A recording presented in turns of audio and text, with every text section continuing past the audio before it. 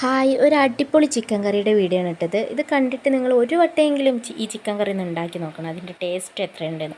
ചട്ടി വെച്ചു, വെളിച്ചെണ്ണ ഒഴിച്ചു, സവാള മുരിച്ചെടുത്തിട്ടുണ്ട്.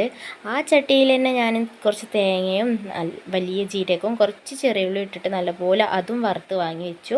ഒരു ജാറിൽ ഇഞ്ചി വെളുത്തുള്ളി ഒരു പച്ചമുളക് ഇട്ടിട്ടുള്ളൂ, അതൊന്ന് ചതച്ച് വെച്ചിട്ടുണ്ട്. പിന്നെ ഈ മുരിച്ച് വെച്ച സവാളയും നമ്മുടെ വറുത്ത് വെച്ച തേങ്ങയും കൂടി വേറെ ഒരു ജാറിലിട്ടിട്ട് അരച്ച് വെച്ചിട്ടുണ്ട്.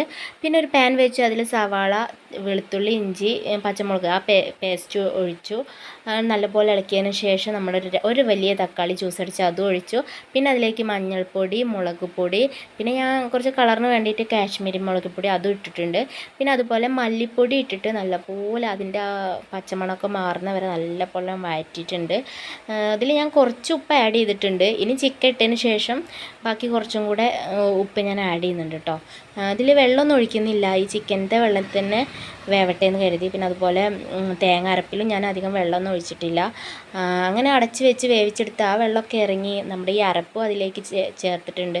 എന്നിട്ട് നല്ലപോലെ ഇളക്കി ഒന്ന് അടച്ചൊക്കെ വെച്ച് വേവിച്ചെടുക്കുമ്പോൾ നല്ല ഇത്ര ഗ്രേവി മതി. ഇതിൽ കൂടുതൽ വേണ്ടവർക്ക് വെള്ളം ഒഴിക്കാം കേട്ടോ, ഞാൻ ഒഴിച്ചിട്ടില്ല. പിന്നെ അതിലേക്ക് കറിവേപ്പിൻ്റെ മല്ലിച്ചപ്പ് ഉണ്ടെങ്കിൽ അതും ഇടാം. ഇട്ട് വാങ്ങുക. ഞാൻ ഓട്ടടയൊക്കെ അട്ടത്തുണ്ടാക്കിയത്.